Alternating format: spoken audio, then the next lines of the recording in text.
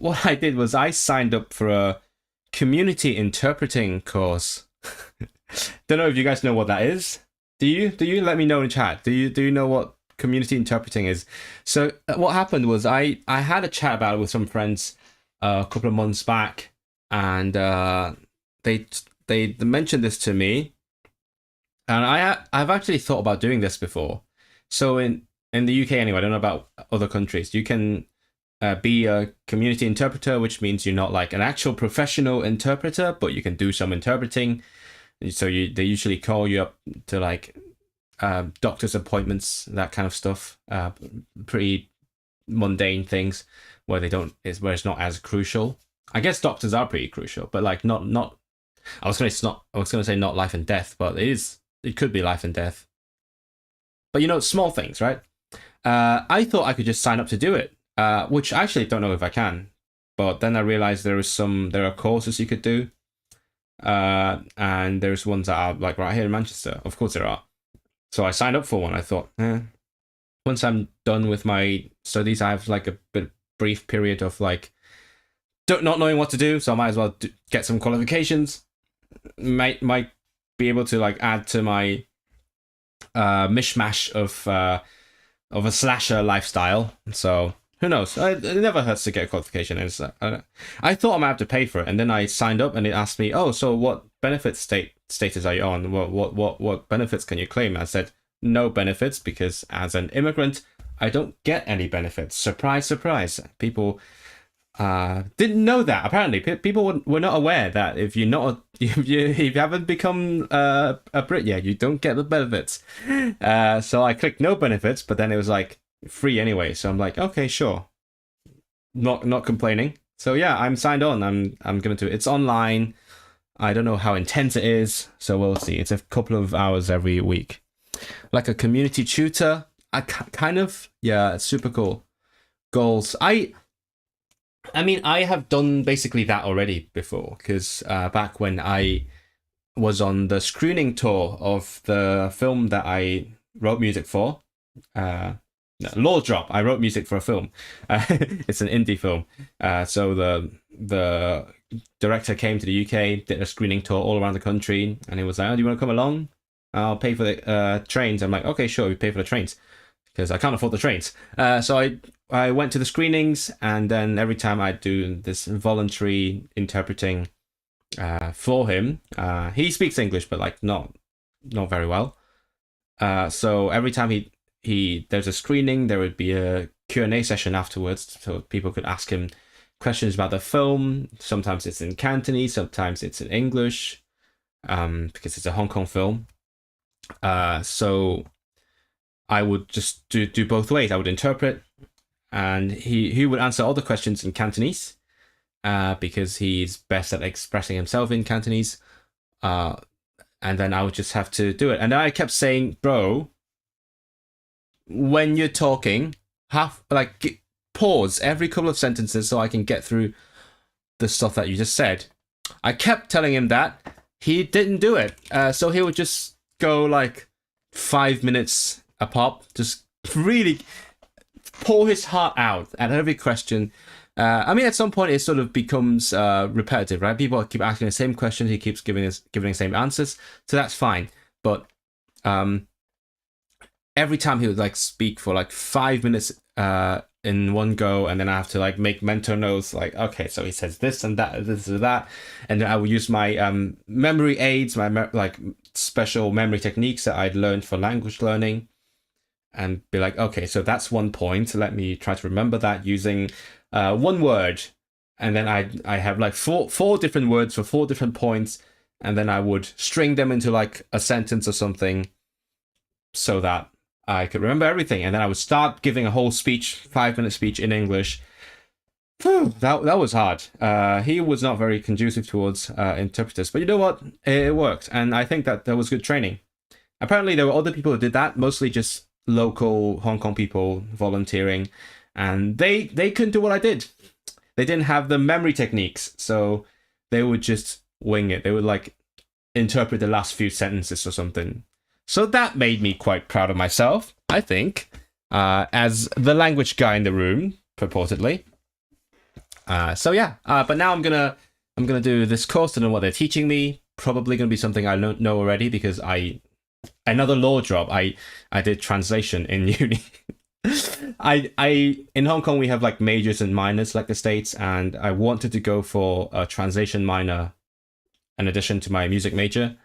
It was mainly Chinese English, obviously. No interpreting though, just translation, as in like textual translation. I was halfway through the minor, didn't like it, gave up. Now I wish I'd seen it through because now I could just use it as a qualification. But either way, I mean, if I finish this course, I have some sort of certificate anyway. I could just show it off, just like in my upcoming video that I've just filmed. Glad you've brought this to my attention. I have a vague long-term goal to do that. Community tutor comment was meant to be a joke about italki. Right. Yeah. But I mean, it's basically that. Yeah, I mean, on italki, you have community tutors, which mean they don't have like professional qualifications.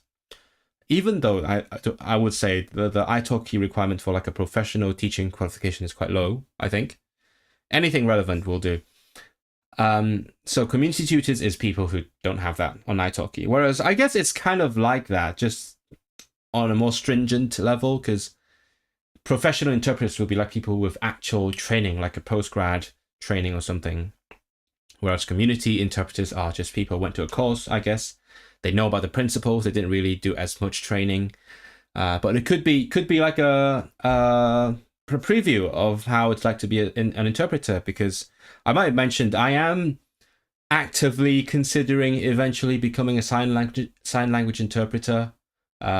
It's gonna be a very long way towards doing that, and it's gonna be very expensive. So I don't know if that's ever gonna happen, but I am thinking about it, and people have asked me if I want to do it. That is why it's living rent-free in my head. So I'm starting my next course in like a couple of weeks. It's level 3. It's only halfway through, so I have to do level 4, 6, and then a postgrad degree in sign interpreting. So as I said, it's like a professional interpreter, loads and loads of training, loads of like practical. What's that? What's the word? Placement, yeah, actual work experience, and very expensive. So I don't know if I get there, but if you want to help me get there, feel free to donate to get me to help pay for my course, and yeah, use the tip jar and whatever. So yeah, so that one will be on the actual professional interpreter level. But now I'm just gonna get a preview of how it's like, and now that I have I've gone full time the cyclist, it's actually much easier for me to get around the city anyway. It's hard to get out of the city, but at the same time I can go to most places in like South Manchester within half an hour, as opposed to like 1 hour by bus. So that makes it easier. I know driving would be easier, but you know, this is a step up. Hello Michelle, you feel the same way every time I watch the UFC and the fighter says a whole speech and it cuts to the poor interpreter. Exactly. I guess I haven't seen that much like of consecutive interpreting in action, so I don't know how much they interpret in one go. But let me know, what do you think? Do they do like a whole speech every single time, or do they like actually? How often do you see speakers pause for the interpreter? Because there's consecutive interpreting, that was me having done some studies in translation before. Consecutive interpreting and simultaneous interpreting. And the word on the streets is you need a certain knack, you need talent to do simultaneous interpreting. Because your brain needs to process a lot of information at once, because you need to understand it and then find the right ways to convey it in your target language, and then you have to remember, you have to say it, but at the same time also listening, and then you have to like keep a certain distance between your what you're saying and what the speaker is saying, because if you're too close, then you can't really adjust for like you lose the flexibility. Like, what if they say something you wasn't expecting, then you have to be flexible and change that. So you need to keep a certain distance, but if the distance is too large, your memory runs out. You're out of RAM and you can't remember everything. So that's really hard. So purportedly, you need some innate talent to do that. I'm not sure if I have it. We'll see. But like in sign language interpreting, it's all simultaneous, right? So I guess you have to do it. Could you give us some techniques? I don't know. I'm not terribly good at that. Like I have my ways. When I go to a film, for example, when I see a movie, let's say I want to text my partner about what I have in mind, like my comments or any remarks I had while I was watching it. So I would make a mental list of what I wanted to say to her, and then I would pick out a word from each item and then chain them into a sentence, and then at the end, when I'm done with the film, I would be like, so this sentence, 4 things, 5 things, and then go through them one by one. If only I could do that for Czech and English. They're only looking for Polish? Really? Really? I didn't know that. I don't know what they're looking for. I just keep hearing from other Hong Kong people that they're looking for people to do some interpreting and doctor's appointments and things. I don't know. I didn't actually know how to get into it. I just Googled it and I saw, of course, and I thought, might as well do it. So we'll see. Maybe they're not looking for any interpreters, and I will have just gained the certificate for nothing except for bragging rights and put it on LinkedIn. Isn't there an interpreter levels 1 to 6? I'm not aware. Because I've looked into it. Because for BSL you do all your levels, and actually you might even skip some because your final requirement is to do a certain course and that's on their list. They have a list of different courses you could do. Some of them are at universities, so some of them are like postgrad degrees, but actually then there's not that much teaching. It's mostly just practice training. And then I looked into some of them, and they don't actually necessarily require the highest level 6 quite yet, I think. Some of them have a lower requirement. So I'm like, so if I want to save some time, I could actually skip ahead. And there's lots of people who skip level 4 anyway, because what I was told is in BSL level 3 is when you can, if you've done a level 3, you're qualified to teach level 1. And then at level 6, you're qualified to train as an interpreter. But on the level 4, it doesn't really give you any additional professional benefits. So some people just skip from 3 to 6. And there's no 5, by the way, just for context. There's no 5. Just 3, 4, 6. Which is interesting. But I was told 4 is has more linguistics in it. So I'm like, yeah, I'm definitely doing that one if I can afford it. I love myself some linguistics.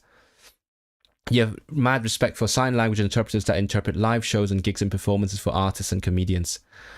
Yeah, I'm not sure if I would do that. I mean, I would have to do that, but as a person who's not... I think I mentioned before, I'm not going to go into detail, but I'm not very good at listening to songs, so I don't know if I would be able to do that. Even in Esme, what other memory techniques? I mentioned that.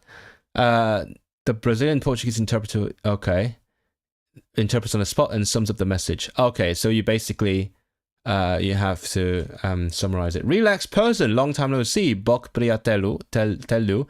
Kako si danas? I'm okay, thank you. You watched a video of interpreters for Trump and Kim Jong-un. I mean, obviously they're very good. If they're not very good, right, their heads on the chopping board. the most high-stake interpreters there are out there, right? So they definitely have the best ones.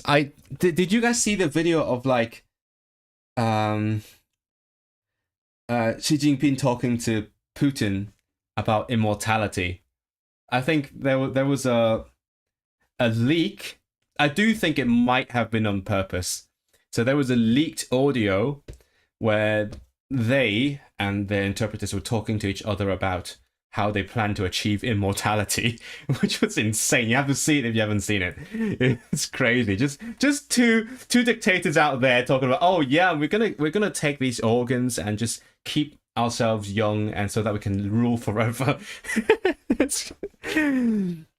I think I watched a video interpreting, and it was really interesting because if you don't have a gap, it's harder to translate. Yeah, exactly. It's definitely. I mean, for a more extreme example, people often use German because in German you often have to wait till the end of the sentence to know what they're really talking about.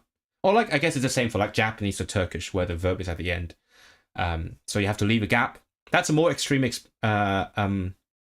example, but like for any language, you need some gap to leave some leeway for you to react to things. Not that I've done it, but like it's logical. Student only job.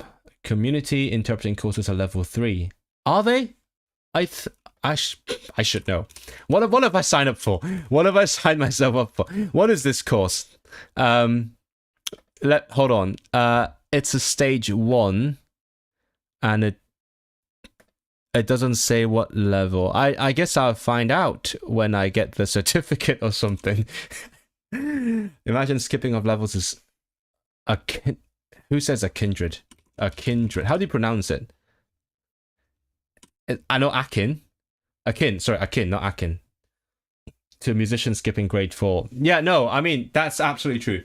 And I grew up in an environment where everyone skipped grades. So I did like, in piano, I did like 5, 7, 8 probably. I know people do like 3, 5, 7, 8 or something. Yeah, it's extremely common where I'm from. Whereas when I lived in Sweden, I saw people doing every single grade, and it blew my mind. They even did a pre-grade. Apparently, there's a pre-grade before grade 1. They're like pre-grade, grade 1, 2, 3, 4, 5, and I'm like, ABRSM must love you guys. Must love this music center. They make so much money from people doing every single grade. But in Hong Kong, everyone skips everything. Yeah, I know people who like skip all the way to the top or whatever. Companies opt out organ transplant system. What is it? What is it like? I love your interpreting political meetings. I have to say, make a joke, please laugh. I think I've seen something like that. But yeah, no, that is really hard. That's why honestly I prefer translation. I think you get more time to think about the minutia of that, of like culturally specific things, jokes, humor, references. It's really hard to do on the fly. You need to know both cultures really well. So yeah, my upcoming video is about like language levels, like working proficiency. And in terms of interpreting, I would never claim to be able to do it in any language that is beneath my current English level. That, like, no way, because it is, you need to know so much about the culture. And I just don't know any other culture as well as I know my native and Anglophone culture. Yeah. Have you seen the joke interpreting skits? That's really funny. I think the one with like the Wrexham football team, that was really funny as well. I liked it. Have you seen it? If you haven't seen it, we can watch it together. I do not love ABRSM grades. We love it. It's, in retrospect anyway, it was harsh when you had to do it. Scrooge McDuck scenario. Yeah. Trinity's better. I think in my circles we tend to do ABRSM grades, and then we would do like Trinity diplomas because it's easier. There's less going on. Whereas in ABRSM diplomas you have to do more other things. And then I mean nowadays on ABRSM grades you can also choose to just play music, which is I think is a really bad thing. It's not a comprehensive, holistic music education, but it's mainly catered to our market, basically. Like our market's like, oh, I just want the certificate. Make it as easy as possible. Never teach my kid anything that is not necessary for the exam. As speaking as a music teacher, I don't know what to say about it. Like, it's just, that's not how you do it. But you know, the customer's king. What they want. And it is a business after all, and it's not as life and death as like certain other qualifications. So ABRSM's like, whatever.